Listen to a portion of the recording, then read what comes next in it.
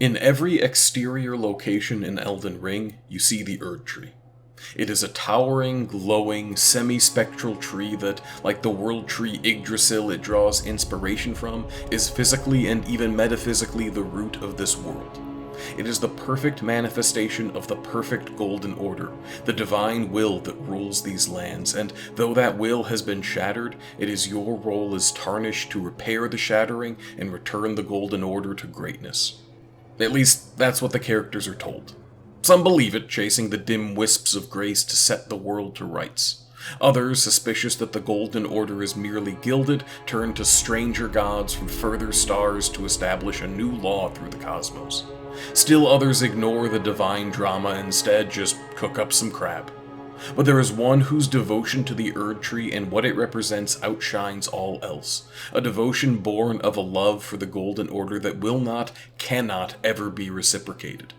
There is Morgott, the Omen King. Like a lot of ostensibly perfect and all-encompassing worldviews, the Golden Order has a long list of people who don't fit in it. Among them are the Omen, born to human parents but of greater size and strength, with horns growing all over their bodies. Considered an affront to the Erdtree and all it represents, they are seen as harbingers of great misfortune, thus the name Omen, and ostracized at all levels of society. Most Omen infants have their horns cut off, a process many do not survive. Omens born to nobility are allowed to keep their horns, but are hidden away in the sewers beneath the capital city, living their whole lives in secrecy and squalor, a pale sliver of sun the only natural light they'll ever see. Morgott, born with his brother Mohg to half-divine royalty, grew up in this underground prison, cast to hell by the Golden Order. And yet, Morgott stays faithful to the order that shuns him. While every member of his family except half of his stepdad rises against the Erdtree in one form or another, Morgott is its staunchest defender. He defends it in secret, hiding from the people so they do not learn he is an Omen, but there is no other character in the game who protects the Erdtree with such zeal. It goes beyond loyalty into something like love, even knowing that the Erdtree and the Golden Order and the god they descend from think Morgott nothing but a monster. So when you defeat him and pick up his crystallized memories, you get the single most gut-punchingly sad item description in the game, read in full below. Though born one of the graceless Omen, Morgott took it upon himself to become the Erdtree's protector. He loved not in return, for he was never loved, but nevertheless love it he did. Which, Jesus Christ! That is a twisting of the knife a number of degrees appropriate to a Tony Hawk game. Because, yeah, it resonates. Who hasn't loved the one that rejected you? Not in spite of that rejection, but because of it.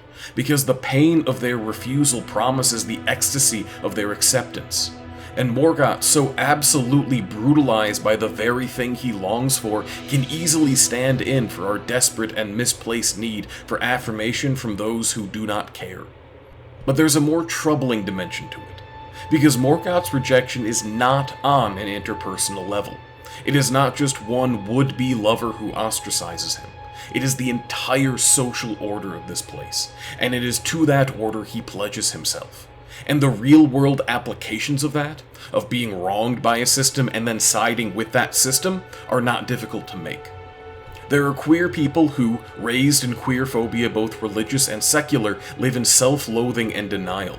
There are the temporarily embarrassed millionaires of the American poor who defend capitalists' excess because they see themselves as one of them.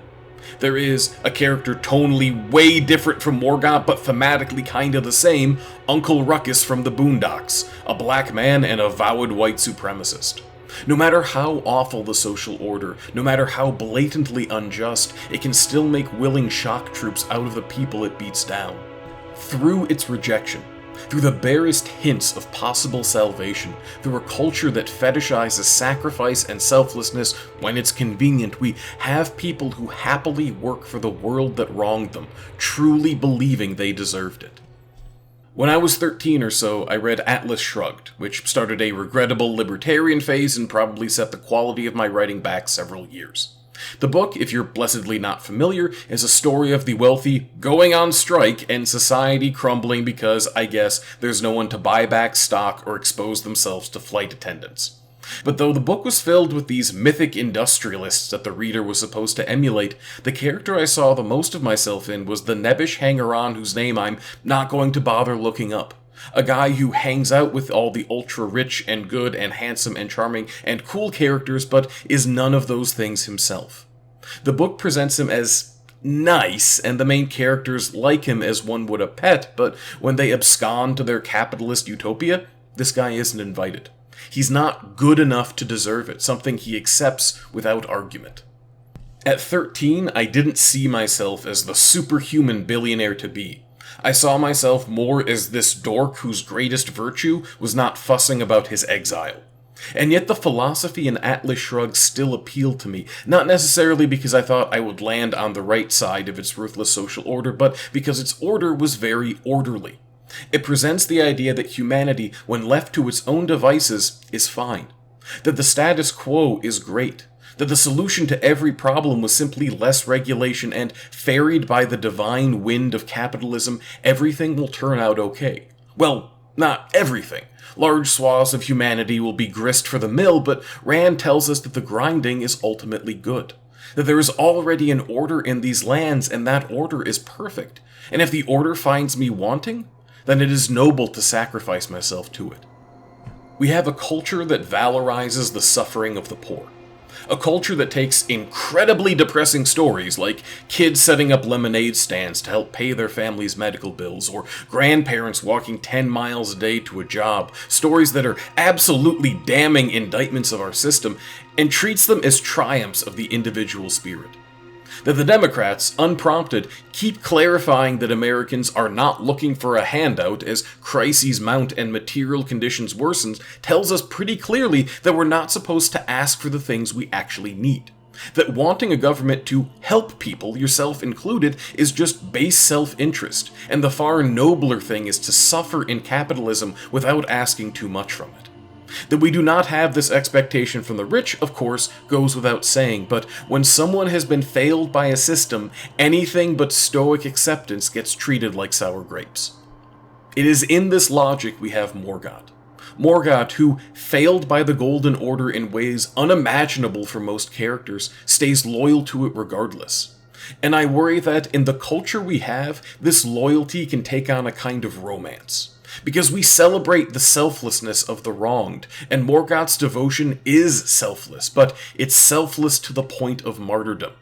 And just as my wayward tween objectivism felt purer because I wouldn't get anything out of it, we can mistake Morgott's love as something pure in its tragedy. But like any other meek acceptance of the status quo, Morgott helps uphold that status quo. And like marginalized people who make lucrative careers out of shilling for more marginalization, Morgott's primary function is to enforce the power imbalance he himself knows so well. He, under the hilariously flimsy pseudonym Morgott, hunts down any tarnished who might be strong enough to reach the Erdtree, and, in doing so, change the Golden Order. Lanedell, the capital city Morgott is king of, crawls with perfumers and their close allies, the, Omen Killers.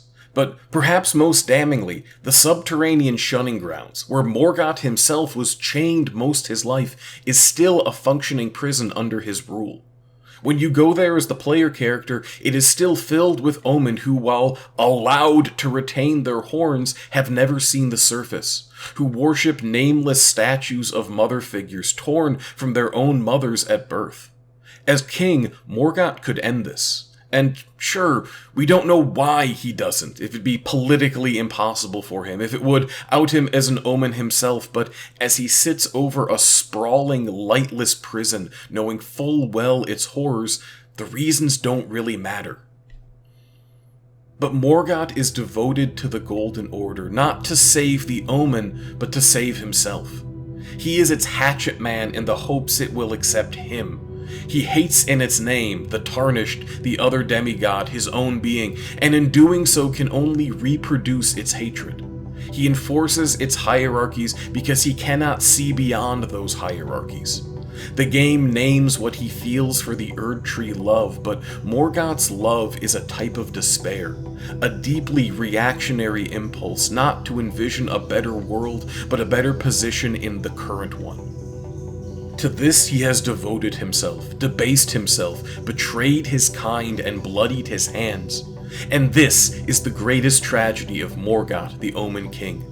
Greater than being banished by his parents deep below the earth, greater than being refused by the cruel world he pledged himself to, greater than being felled by a tarnished of no renown and left to rot at the Erdtree's base. The greatest tragedy of Morgott is that he wasted his life in service of a lie. Because, of course, the Golden Order is a lie. The god that enforces it is just one of many aliens trying to stake their claim to the lands between. The Erdtree, despite its beauty, is a parasite, feeding on the primordial life that predates it. And in those days, in that primordial crucible, that swirling fecundity, forms melting and merging, the insectoid and serpentine, ursine and avian, a hard knot of life itself, there were those most blessed by the earth. Those who, overflowing with vigor, were born to human parents but with greater size and strength, with aspects borrowed from other animals, wings of a bird, tail of a dragon, and, covering the body of these lucky few, were horns. Being an omen was never a curse. It was never anything less than an excess of life. It was never an absence of grace, but a grace that is self-contained. And Morgott, crumbling to dust, stripped in his dying of his horns, his tail, his blessing, will never know.